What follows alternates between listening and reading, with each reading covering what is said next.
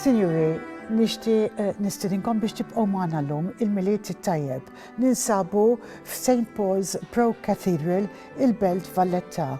U sad nitkellmu ma' Father David Wright li huwa iċ-Chancellor ta' St. Paul's Pro Cathedral.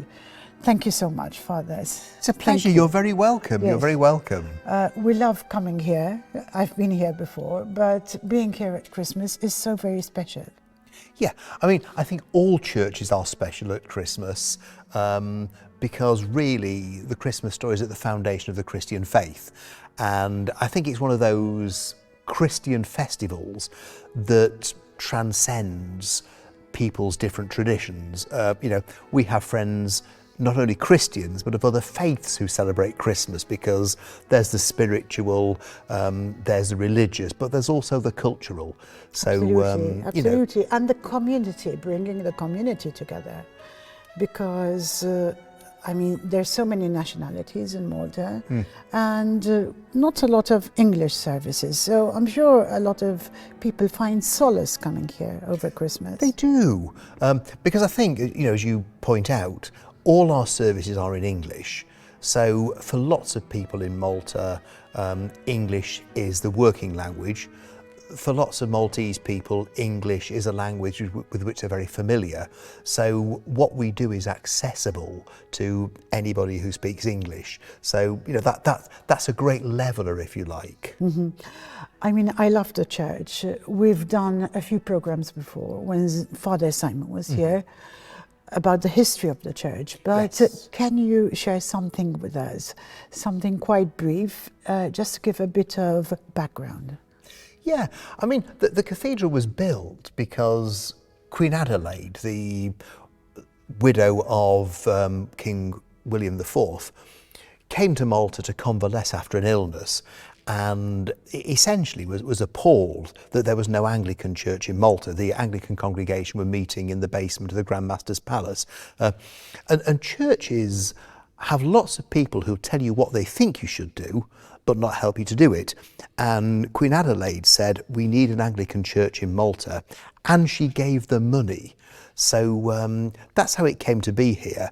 And I like to think it was something that was built by the British, but is now part of the Maltese heritage. It's part of the Valletta skyline. It was plonked here before independence by the Brits.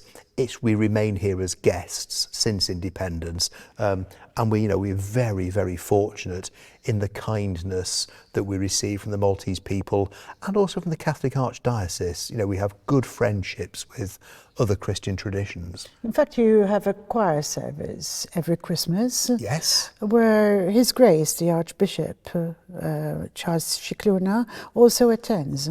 Yes, it's a traditional service of 9 lessons and carols based on King's College, Cambridge.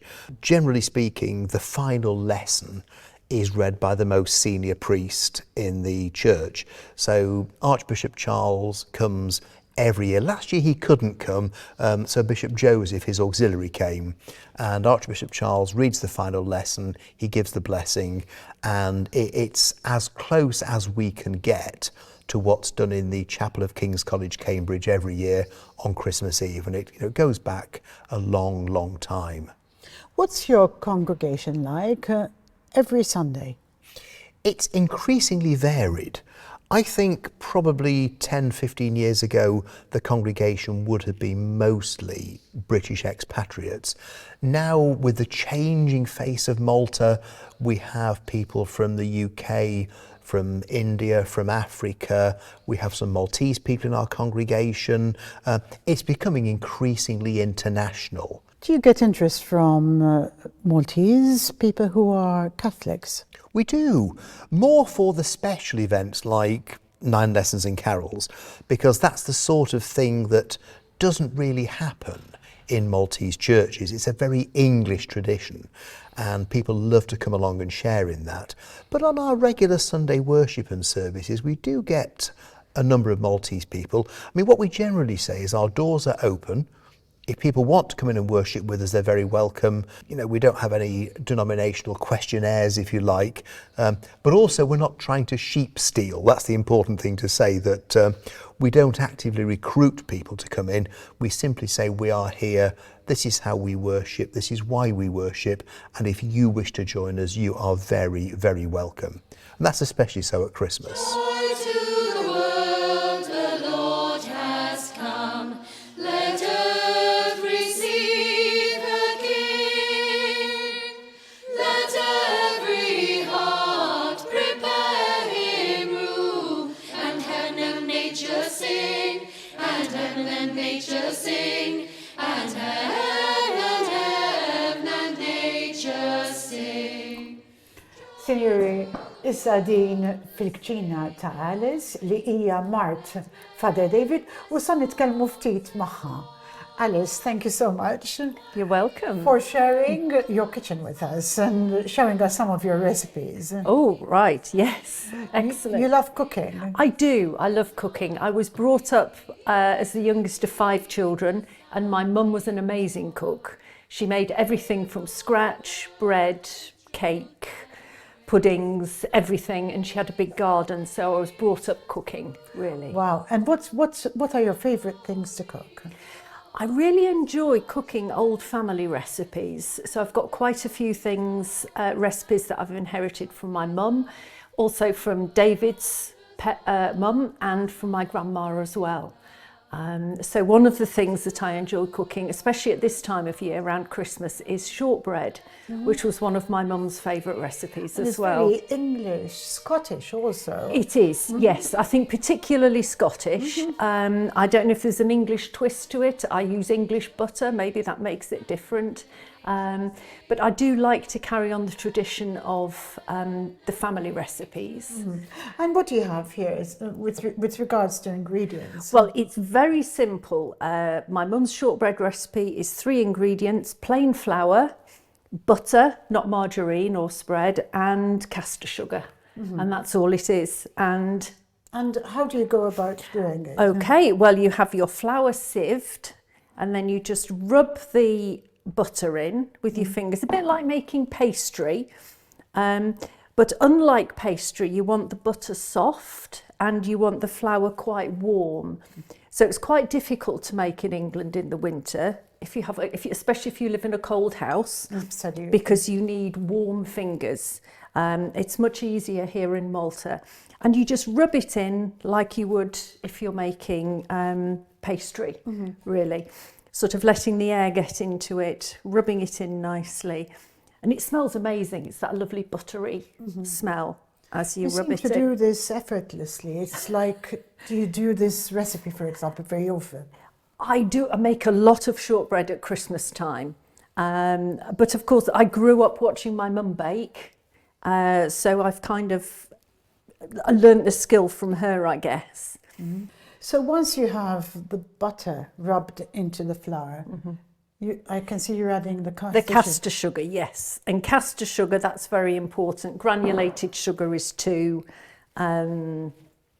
coarse. So you just rub it in, keep rubbing it in once you've added the sugar, and it starts to get into sort of bigger clumps. You can see it starting to stick together. So you don't add any liquid at all. You don't add egg or milk or water. So it starts to become quite different now from making pastry. The initial rubbing in is quite like pastry. And then once it's like this, you can start forming it into more of a ball. And you don't want to use too much pressure because you want to try and keep some of the lightness to it. And what sort of quantities of the ingredients? Well, because this is my mum's recipe, it's in ounces rather than grams. So this one was 9 ounces of plain flour, 6 ounces of butter, and 3 ounces of caster sugar. This will make probably 12 pieces of shortbread. My mum never used a rolling pin, So it was all done by hand. Wow. So you sort of, I don't know why, but she never did. So you just press it down with your fingers. And I think this, to me, it's a nice sort of connection with the past, doing things very much by hand. So really you just press it out, you make it look reasonably sort of neat around the edges, uniform, about maybe a centimetre deep. And then again, my mum never used cutters. So this was how she did the edging, using her fingers like this, just going around the edge, and then cut it, each one into 6 like this. I know some people use cutters and that's fine, but this is the way my mum did it. And then again, my mum, she used to do 3 stabs with a fork. Whether it was for the Father, Son and Holy Spirit, I've no idea. But that's what she always did. And then pop them onto the baking tray. So out of your recipe, you're getting 12 pieces. 12 pieces, yes. And they're not sort of perfectly shaped. They do look homemade, but I think that's one of the nice things about homemade things, if things look too perfect.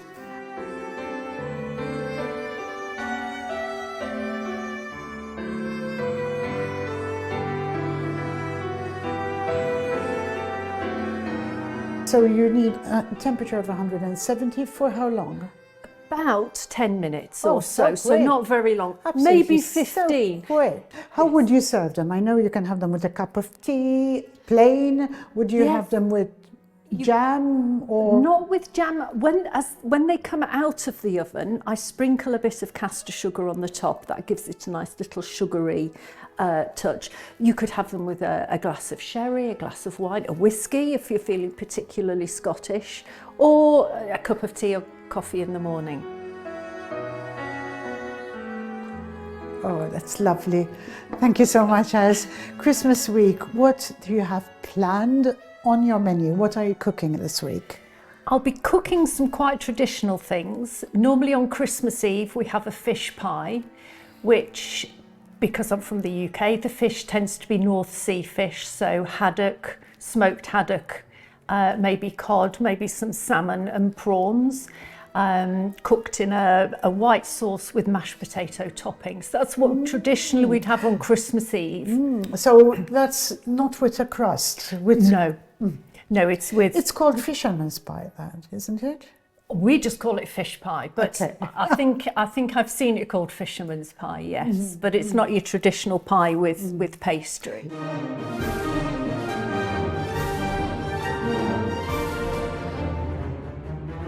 This church is the place where Her Majesty, the late Queen Elizabeth, used to come and worship when she was living in Malta. Can you tell us a bit more about the association with the British royal family? I mean, because we are part of the Church of England, the monarch is what's known as the supreme governor of the Church of England. Not a spiritual authority, but the supreme governor. So a lot of British society, and by extension in the Church of England abroad, is linked into the royal family, and they are very supportive of the church. One of the titles the British monarch has is Defender of the Faith, and that was ironically given to Henry VIII just before the break with Rome and given by the Pope, when he sort of worked with the Pope to resist some of the early reformers.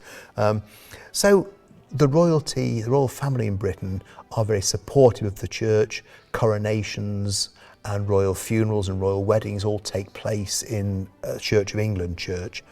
And the Queen worshipped here when she was perhaps in one of her happiest periods of her life as a military wife, living with her husband on deployment to Malta. And we've had regular visits from the royal family over the years, most recently last year with the Duke and Duchess of Edinburgh coming to visit in November 2024. They were here to mark the 60th anniversary of Maltese independence. and they joined us for a special service. So, And that was your first year here in Malta. yes, I came in September 2023, so I just completed a year, and then we had a royal visit, which inevitably involves a lot of work, but is immensely worthwhile. A full cathedral, lots of people here, representatives of the diplomatic community, of the Maltese government. It was a very, very mixed service as part of that celebration. What do you have planned this week? In Christmas week, we have normal services. We have a Tuesday Mass on the 23rd. We have a Mass on a Sunday, of course, on the 21st. A weekday Mass, 11 o'clock on the 23rd. We also have a congregation in Gozo that I look after. So every Wednesday I go across to Gozo. And again, in a sign of that friendship we receive from the Catholic Church, we meet, our Gozo congregation meets in the seminary chapel at the Sacred Heart Seminary. So on Christmas Eve, I'll go to Gozo to have a Christmas Mass there. Then I'll come back to Malta, hoping the ferries aren't too busy. And we have a midnight Mass at 11 o'clock. Then on Christmas Day, we have a Mass at 11 in the morning. So it's quite a busy period. How lovely. I believe there's quite a large British community in Gozo. Yes, yes. And we are probably one of the few non-Catholic churches on Gozo. A lot more on Malta, I think, but on Gozo. But again, we work very closely with the Diocese of Gozo. The bishop is supportive. The seminary are very kind in lending us their chapel week in and week out. And we have great relationships. On the first day of Christmas, my true love sent to me. Back in the UK, I would normally do a full English Christmas dinner with turkey, Yorkshire puddings, roast potatoes, lots of Brussels sprouts because that's my favourite vegetable. Here, because we go out quite a lot, we're invited to events, so we've eaten quite a lot already by Christmas. So Christmas Day here we tend to have something much lighter, and in fact this year we're going out for afternoon tea. So that will be nice. That's lovely. Yes. And you prepare mince pies, Christmas pudding, Christmas cake. Do you prepare all this? Well, I have at the moment in our cellar some homemade mincemeat that's marinating nicely. I made it a couple of months ago, so it's sitting there in the dark, just maturing nicely. So I'll be making lots of mince pies.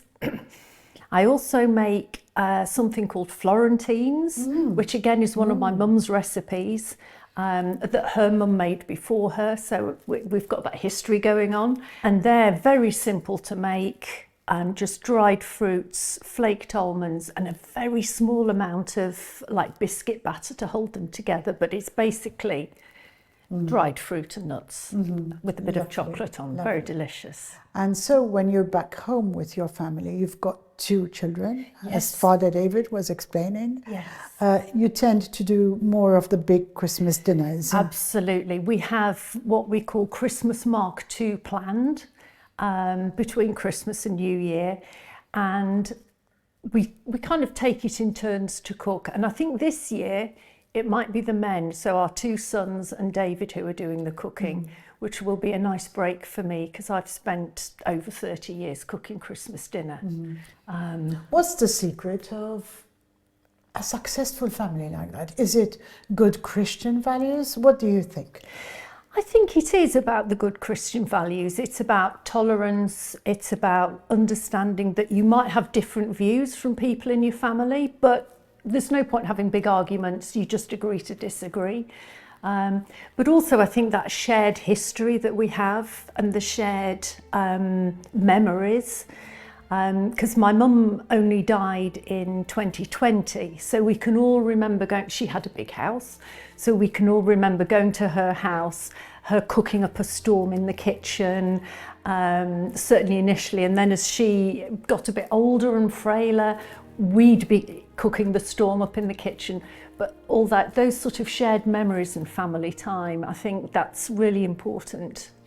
As I walked into your kitchen, I walked past a wall full of family photos, even old family Yes. photos, dating back a very long time. Yes. Can you talk us through some of these photos?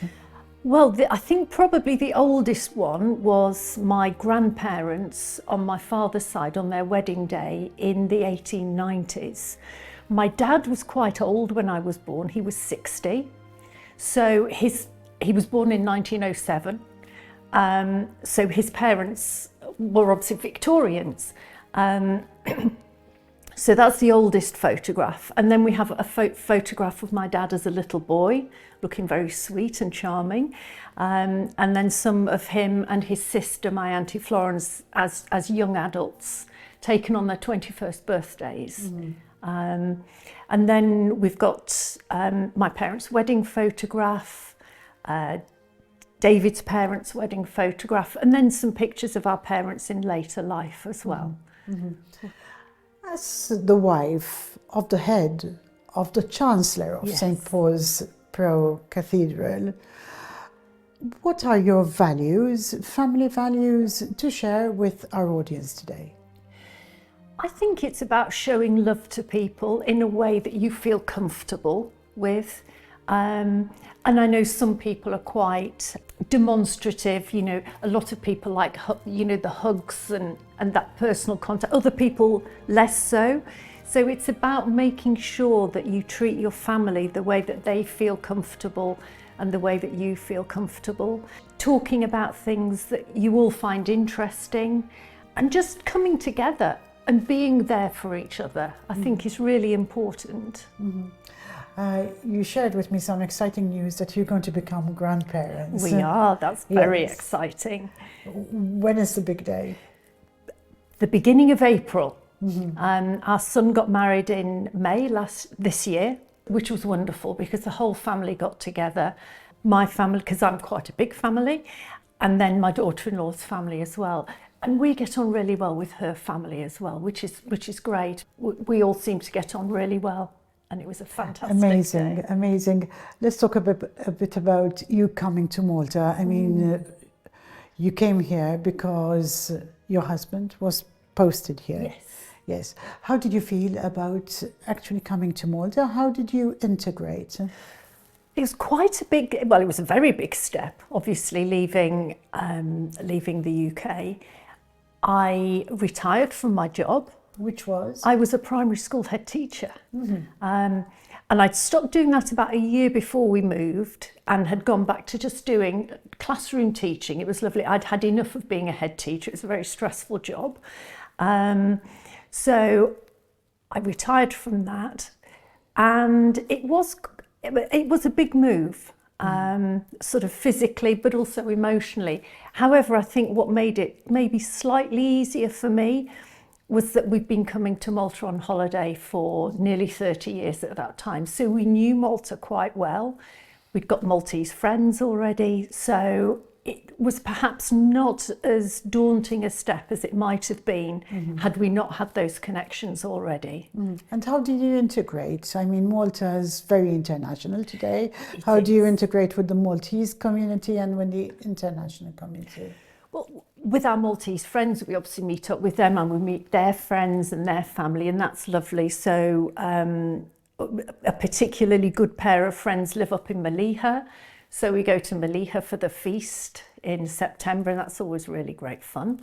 But also I volunteer at the Church of Our Lady of Victory in Valletta, which is managed by Dean Lartelwa. So I saw an advert on Facebook that they wanted some volunteers, and I thought this is a really good way to get to meet more people, but also to contribute, to give something back to the country of Malta, which is such a beautiful place to live. I also try to shop in local shops in Valletta, you know, not necessarily the chains. So there's a spice shop that I go to in Valletta, which is great. In fact, I was there this morning, and that's where I get all the ingredients for my mincemeat from. And there's like a household shop on Merchant Street as well that's owned by Maltese people, and It's that sort of thing, I think. So that buy local is very important it to you. is, yes. It is. It is. And it's part of supporting your community. Absolutely. I mean, we discovered the spice shop in Valletta because we'd seen a thing on Facebook that he thought he might have to close, and there was such an uproar about it, I think, amongst the local people. And I thought, when we get to Valletta, I must make sure that I support that shop.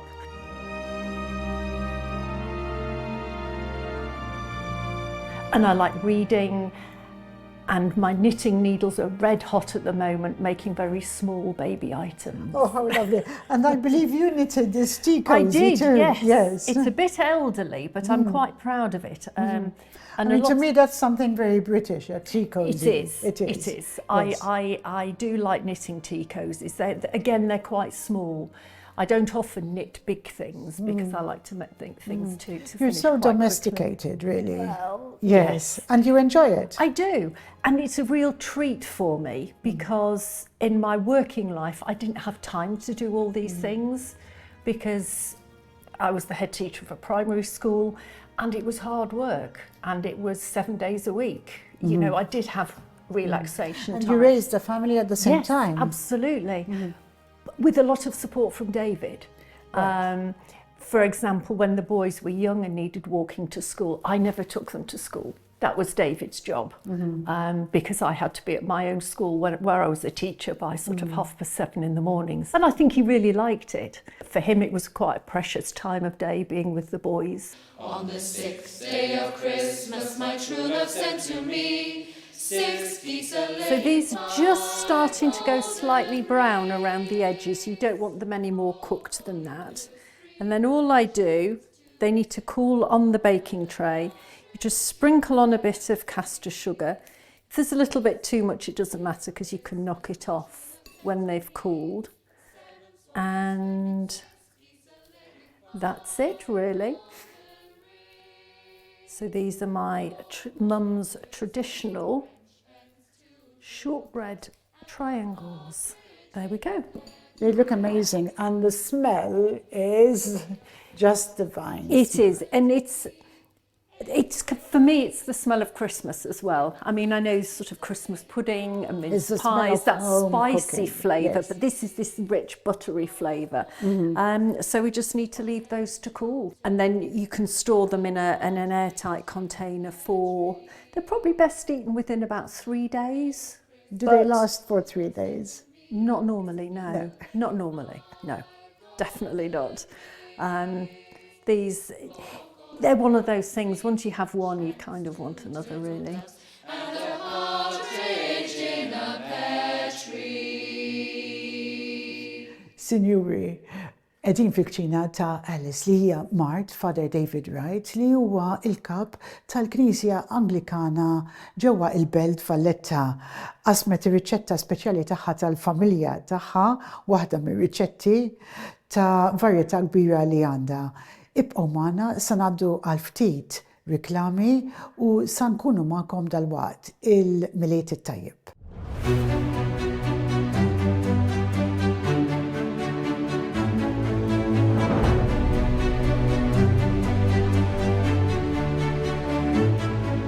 Sinjuri, għal darbohra ġejt nżur il-katedral biex nieħu dik l-atmosfera tal-miliet u nħeġġiġkom biex tiġu dan l-istaġun. Issa sejra fil-parti tad-dar ta' Father David biex inkellem lil martu Alice Middleton. Alice, it's been so lovely to come this week and to visit you again today. Yes, absolutely. It's been lovely to see you again. And seeing the church ready for Christmas with the trees, it's amazing. It is. It's a bit of a job to get everything up. This year it was down to me and David to put the Christmas trees up. But we managed to get the lights, I think, fairly evenly spaced, and they do look beautiful. I wanted to speak more about you today. First of all, I mean, in Malta we're not used to the clergy being married. No. How is married life with David? Do you think it's different to being married to somebody who's in the church? Well, for me, it's normal.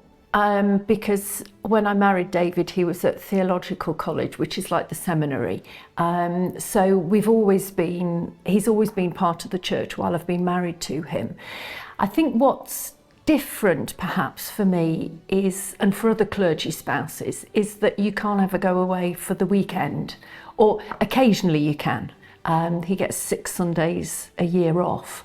But when our children were small, it was very difficult to go away for a weekend as a family of 4 because he just couldn't get the time off at weekends. And because I was working in schools, we couldn't go away during the week either.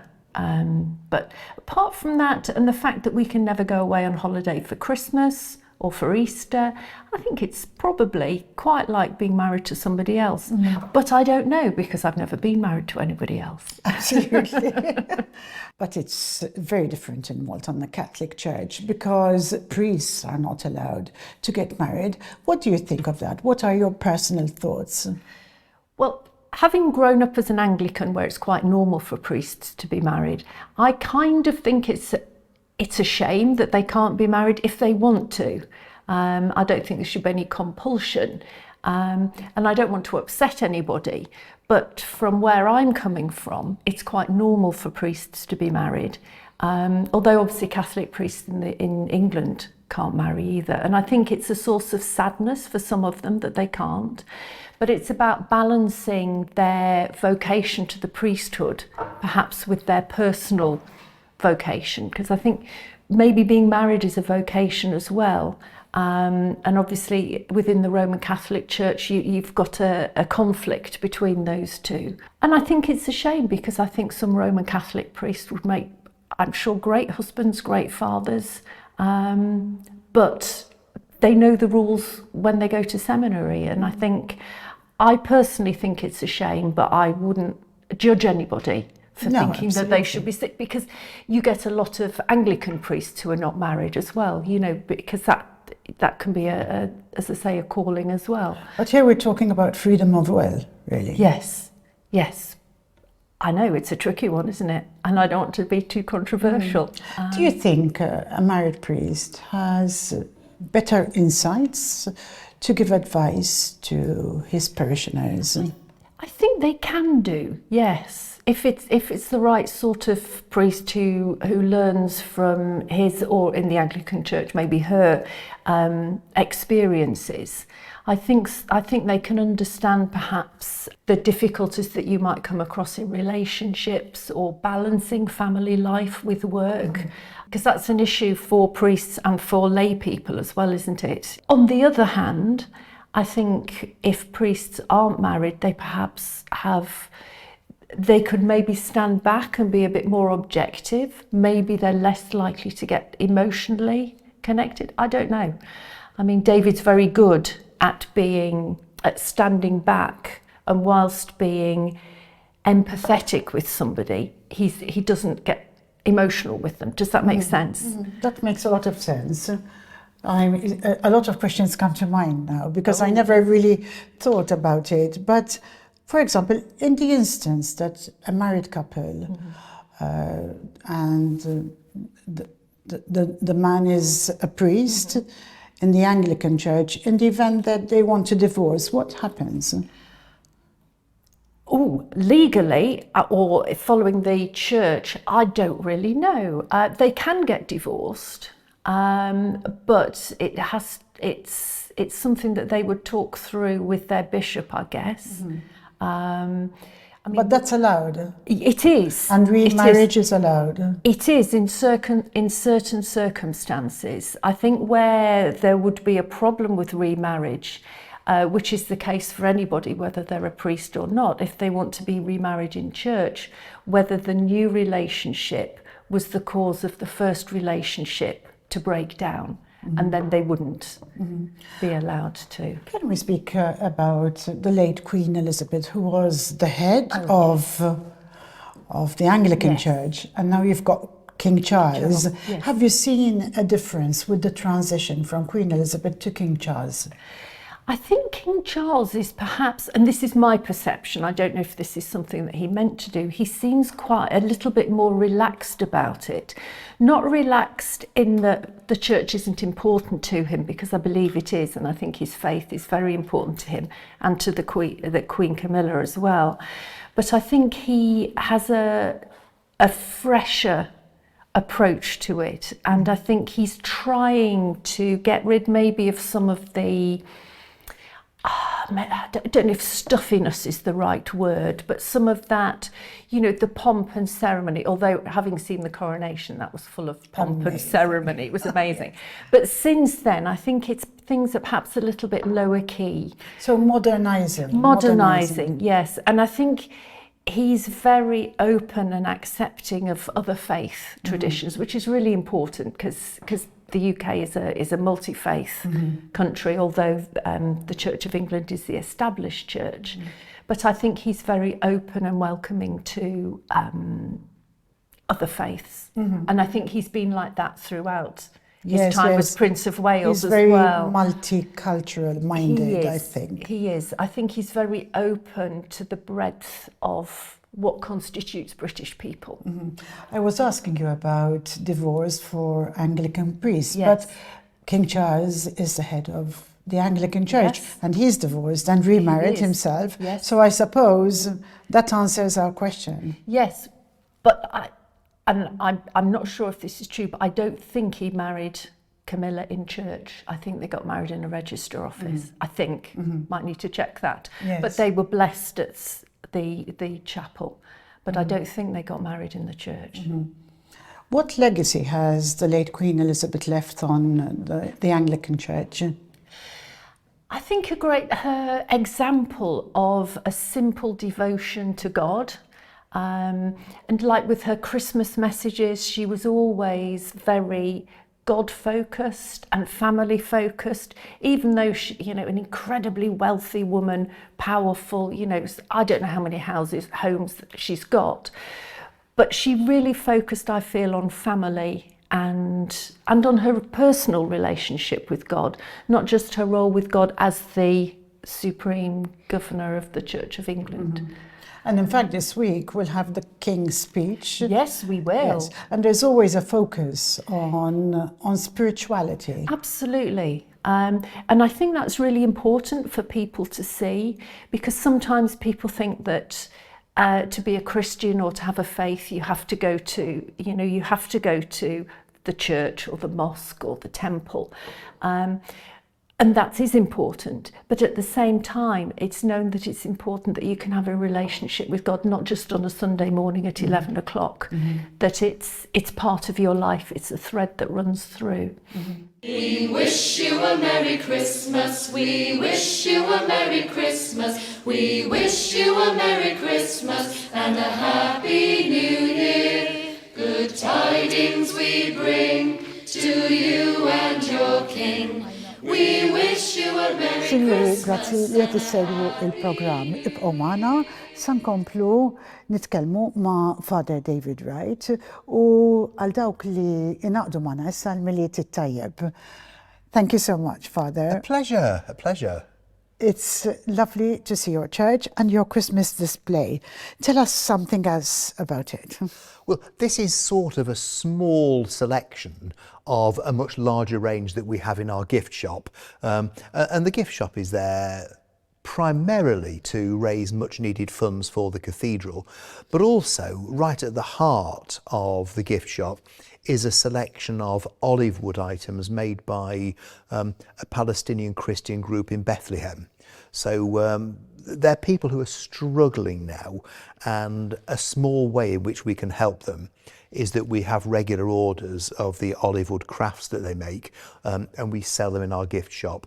And obviously all the fees that they charge us for those are being reinvested in people in Bethlehem. So, and of course they have a religious theme, crosses, crucifixes, that sort of thing, that really, rosaries, that really have meaning in a cathedral and are helping people who are really struggling at the moment. You're talking about people struggling, and we're here having a chat in a beautiful place during Christmas week. How can we stop and think about those who are struggling in some way at the moment? I think one thing that can be really useful is sort of, I mean, not just at Christmas, because we should be doing it all the time, but actually each thing we do, each thing we enjoy, think about those who can't do those things, who can't enjoy those things, and then maybe think what we can do to change it. So a simple thing that we do here is we have a regular donation point for a local food bank. So week by week, people will bring food items in, non-perishable items, or they'll bring cash donations, and we pass that on to the food bank. And it's a small way of helping, but it's a positive way. So, but just taking time as we're enjoying things, as we're doing things, to reflect on those who can't, and maybe think, well, how can I help? We're talking about people who are struggling with material issues, really, aren't we? What about those who are struggling with mental issues? What would you say to them this week? Because it's a time when people can feel more lonely than usual. I think it's a time to be kind. Again, it's not something it's something we should be doing all the time, but actually being kind to people. A kind word, a kind gesture, and trying to be alert and be available for people. I think one of the issues that those with mental health issues find is that they've got no one to talk to, nowhere to go. So actually being available to people, being open to people, willing to talk and offer support is a very practical thing we can all do. And just being alert for the signs that people are under stress, that they're struggling with problems, and saying, you know, how can I help? If ever you want to chat, I'm here. If there's anything I can do, please ask. So I think that alertness, that kindness and that openness really goes a long way. Why do you think some people feel more lonely during the festive season? I think because so much of Christmas, as portrayed in the media, is about eating and drinking and having and partying. And if you can't do those things, if you don't have the money, or if there are people precious to you who are no longer here, people who've died, people who've moved away, those you would normally have spent Christmas with, and they're suddenly not there. It can be a lonely time for people on their own, people who've suffered a bereavement, people who can't afford all the things that advertising tells them they should have. We always offer refreshments after our services. Donations are welcome, but we don't charge. So it's about to say you can come in, you can have company. If you're cold, you can have a bit of warmth, you can have refreshments, and you can know that you belong.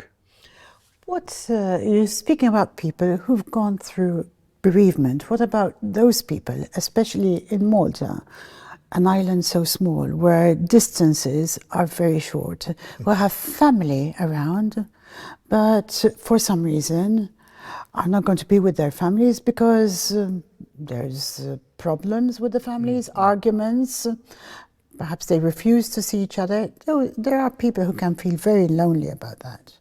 And maybe, I mean, Christmas is all about reconciliation. It's about our reconciliation with God. And who takes the first step?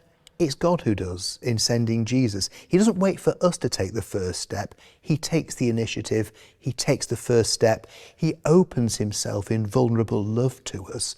And maybe that's an example for us to reflect upon at Christmas and say, you know, if there is a family division, if there's a bit of a family feud, somebody needs to make the first move to try to repair that. And it may be that move is rejected. You know, there's no guarantee of success, but somebody has to try, somebody has to make the first move. And if Christmas is all about God making the first move in our reconciliation with him, then maybe it invites us to make the first move to look for reconciliation with somebody else. You know, the journey of 1,000 miles starts with one small step. Thank you for the good advice. What about people who are spending their Christmas in prison because of unfortunate things in life. There are people like that. There are people who've tried to reform themselves and find themselves in prison again because of the place where they were born, of the circumstances in which they grew up. Yeah. What message would you give people like that? I would say that the Christian message is that, you know, God offers us true freedom. And if people have done something wrong, you know, there has to be justice, and justice has to be fair, and there is a price to pay for those things that we've done wrong. But hopefully say to those people, you are not forgotten, you are prayed for, you are cared about, we want the best for you, and really, you know, in whatever way, we want to help you when you come out of prison to start a new life. And in the meantime, to support the families of prisoners, because it's a tough place to be where you've got somebody you love who is away from you because they're in prison. So it's about saying to prisoners, you are not unloved, you are not uncared for. You know, you are currently in prison, but you do matter. The Christmas message is that Jesus comes for all of us. It's not just the good guys and the rich guys and the influential people. It is the people who are struggling, the people on the margins, the people who've done things wrong but are looking for that reconciliation and that rebuilding of their lives.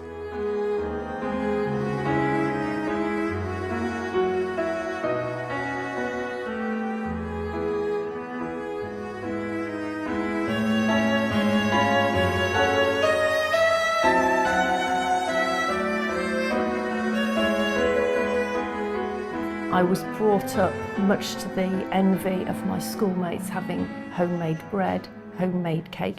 Everything was homemade. I longed to have bought bread and bought cakes, but I never did, unless I was at my friend's house. So I've sort of inherited that love of cooking from my mum. And the recipes. And the recipes. Oh yes, there's quite a few. Generations of recipes. Yes. And in fact, when my son got married earlier this year, as a bit of it wasn't a joke, it was a very serious present to his new wife, I gave a book that I called the Middleton Wright Family Recipes. So there were recipes of mine, my mum's, my grandma's, David's mum, and for each of, not for me, but for each of the other ladies, I managed to get an image of their recipe book with their handwriting. So we've got the printed recipe, but also it's in their handwriting. Something historical. There's always something so fascinating about history. Absolutely. And in fact, one of the recipes from my mum's mum was for ginger nuts, which are, you know, ginger nuts, biscuits. Yeah, ginger nut biscuits. And the recipe, which I put in her handwriting, she used to make and send to my grandpa before they were married when he was in the trenches in the First World War. So there's a real bit of world history with that, not just the family history as well. How do you pass on this sense of family, this sense of unity within your family to your sons, to the next generation? Because it's becoming less common today. I think it is. I think what really, well, not helped, but what guided us was from when the boys were babies, they were taken to family, we call them family weekends. They were taken to family weekends. We met up with my brothers and their families, my sister and her family. And so it's just kind of normal for them because they've been brought up doing it. So our two sons have a really good relationship with their cousins. So apart from meeting up as a family, which we try to do every year still, even though we don't have my mum's big house. Will and Nick will meet up with their cousins, whether it's all of them or just one or two, or they'll meet up halfway between where they live to go and walk the dogs together. And I'm hoping that that's something that they'll carry on with their children as well. And we must remind our viewers today that being in the UK, a lot of effort needs to be put in because of the distances, whereas in Malta Yes. we're on each other's doorstep. However, there are a lot of families that don't bother to make the effort in Yes. Malta. Yeah. So it's very sad, isn't it? It is, but you also have the kind of torn loyalties. So, for example, you know, with my sons, I mean, it's quite easy because we're here. So they're spending Christmas with their in-laws' families, which is lovely because their in-laws are really lovely families, both of them. But you've also, you know, for like one of my nephews, do they go to her parents for Christmas? Do they go to his parents for Christmas? And I think what they tend to do perhaps is alternate. So they might have Christmas with One family. New Year with the other, and then the following year they swap over. How lovely. How lovely. And that's quite nice. Because you can still maintain those Christmas and New Year traditions, you just don't do the same every year. Or of course, sometimes the families blend and you have his family and her family together, which can work really well if the families get on. I really thank you, Alice, Oh, for you're sharing your welcome. kitchen and your home and your cathedral with Yes. us. And I wish you a happy Christmas. Thank you, and a very happy Christmas and a peaceful New Year to you as well. We're now right at the end of the Advent season, a season of watching and waiting and preparing, not just to celebrate the birth of Jesus at Christmas once again, but also looking for that time when he comes back in power and great glory. And Advent's very much an underrated season because we tend to let Christmas intrude too much and too early. But we're right now on the eve of Christmas, and so it's good to reflect on what the Christmas message really means for Christians. For Christians, the central message of Christmas is one of God's love for all people. God has created all of humanity in his image, and in sending his son Jesus Christ, God tries to bring humanity back into a good and a proper relationship with him. So whilst Christmas is a celebration first and foremost for Christians, it's also a feast and a celebration with something to say to people with other faiths and people of no faith at all.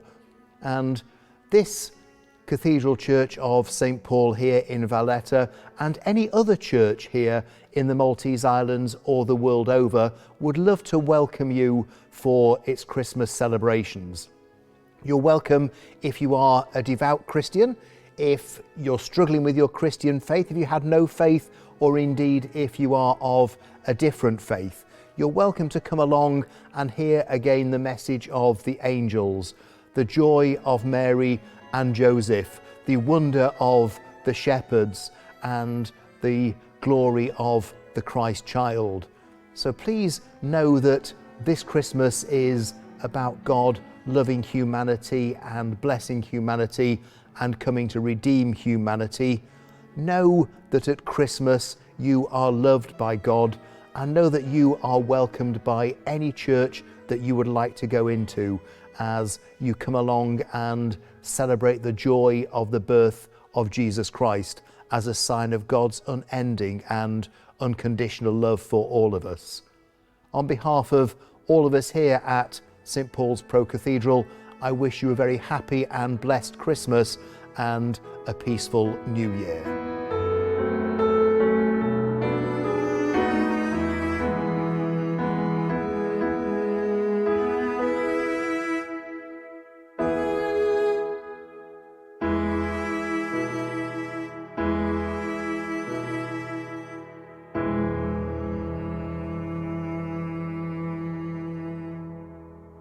Signori, grazzi li kontu magħna waqt l-edizzjoni tal-miliet ta' din is-sena.